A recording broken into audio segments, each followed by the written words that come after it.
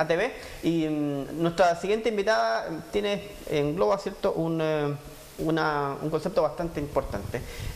Hace pocos días, ¿cierto?, fue el Día de la Mujer Indígena el tema de los pueblos originarios es un tema que forma parte constantemente de la agenda de nuestro país e incluso a veces polariza, ¿cierto?, nos divide. Porque quizás no lo abordamos en su real dimensión, en su dimensión un poco más integral. Pero vamos a conversar con Eugenia Fernández, gestora cultural, y además eres experta en estos temas también. Me apasionan, digamos. Partamos un poquito por el principio, por lo más urgente, ¿cierto? Que fue este Día de la Mujer Indígena. ¿Cómo nace esto, digamos, la idea, y cómo se celebra? ¿Cuál es la finalidad que tiene imponer, digamos, este Día de Mujer Indígena?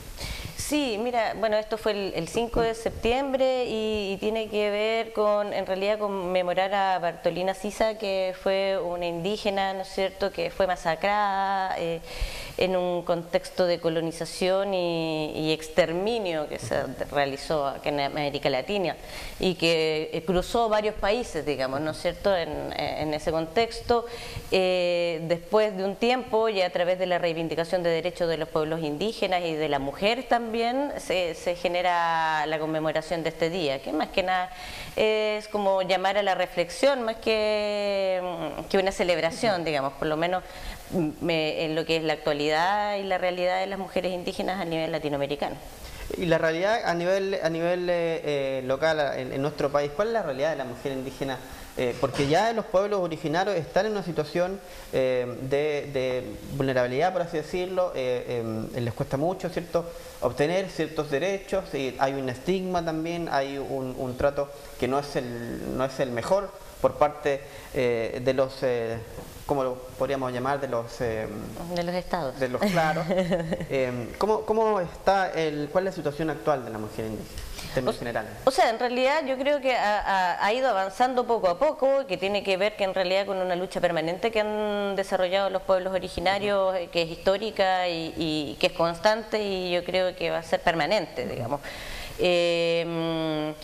Y claro, dentro de todo lo que es la reivindicación de derechos indígenas como tal, el derecho de la mujer, tal como lo está viendo la mujer chilena, digamos, en el contexto, siempre es más ralentizado.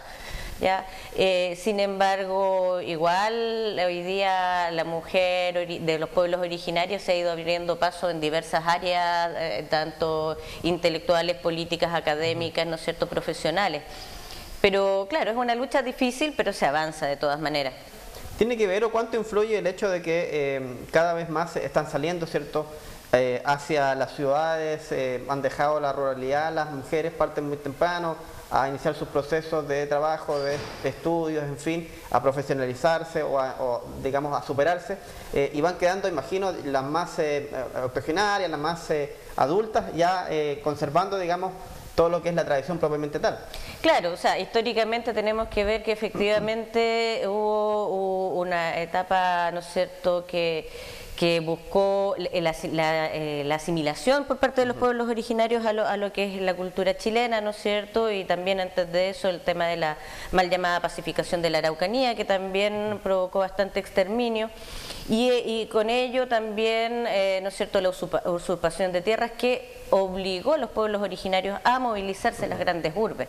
En realidad los pueblos originarios son pueblos que se vinculan directamente con la tierra, digamos, con los recursos naturales, con el medio ambiente.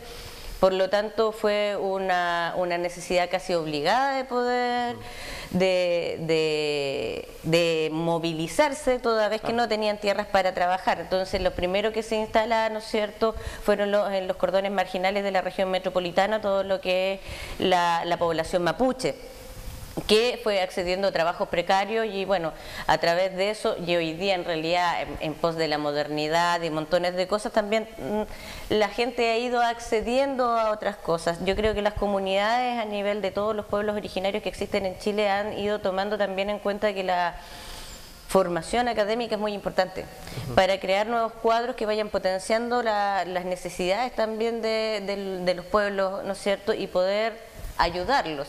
Entonces también hay toda una corriente ya hoy día de intelectuales que están trabajando en pos de aquello, y ahora, claro, tenemos efectivamente los pueblos originarios que están todavía radicados y luchando, ¿no es cierto?, por su reivindicación de derechos en la tierra, y por otro lado tenemos otros grupos de profesionales y de personas que habitan en las diversas urbes o en las guarrías que se le llaman los mapuches, ¿no es cierto?, en las ciudades, y que están también optando a otros cargos, puestos laborales o desarrollando su vida de otra manera, ¿no es cierto? Pero son mundos que se van relacionando, porque estos profesionales jóvenes que uno ve que son, digamos, que tienen su origen en los pueblos originarios, uno ve que tienen una constante relación, o que incluso desde sus propios escenarios, desde su propio nivel de influencia, tratan, digamos, de mantener viva la tradición, y algunos derechamente, digamos, tratan de unirse a la reivindicación de lo que son quienes están circunscritos, digamos, al territorio. Efectivamente, o sea, yo creo que, bueno, la vinculación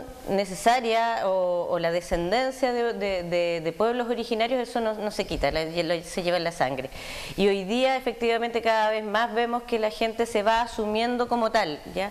Y tal como dices tú, efectivamente, estos profesionales que se forman en las grandes urbes después vuelven a sus territorios a apoyar estas manifestaciones, y también tomando en cuenta que la cultura mapuche en particular no es una pieza de museo, no es estática. Te fijas, hoy día permanentemente se está recreando, incluso tenemos lingüistas o gente como la Elisa Loncón que están generando, ¿no es cierto?, nuevas formas de vincular lo moderno con la cultura tradicional, que, como te digo, es dinámica, la cultura es dinámica, y en el fondo nosotros lo que tenemos que ver hoy día es que los 9 pueblos que están preexistentes aquí en Chile son pueblos que están vivos y que se están creando permanentemente. Exacto. Sin dejar las raíces, te fijas, teniendo su propia identidad, ¿no es cierto?, pero sí avanzando también con lo que conlleva el desarrollo de la sociedad. Así es. Interesante la oportunidad que nos diste de abordar este tema desde un punto de vista ya más profundo, más integral. Se nos quedó el tema de la reivindicación, pero aquí vamos a estar 25 horas seguidas. Nos comprometemos a invitarte nuevamente, Eugenia, si te parece. Sí, yo encantada. En otra oportunidad, y vamos siguiendo, ¿cierto?, paso a paso. Y la idea, obviamente, también es de instalar esta conversación en este medio que es uno de los más antiguos también y más importante acá en Valdivia. Claro, de todas maneras, instalar esta discusión también en los propios hogares, y de que la gente hoy día, ¿no es cierto?, se sienta orgullosa de lo que es, y en el fondo pertenecer a las culturas que son originarias de este país y que son tan ricas y tan diversas. Así es. Gracias, Eugenia. Muchas gracias a ti por la invitación. Eugenia Fernández, entonces, estuvo con nosotros, gestora cultural, experta en temas indígenas, conversando, abriendo, ¿cierto?, este espacio de conversación que esperamos retomarlo en un tiempo.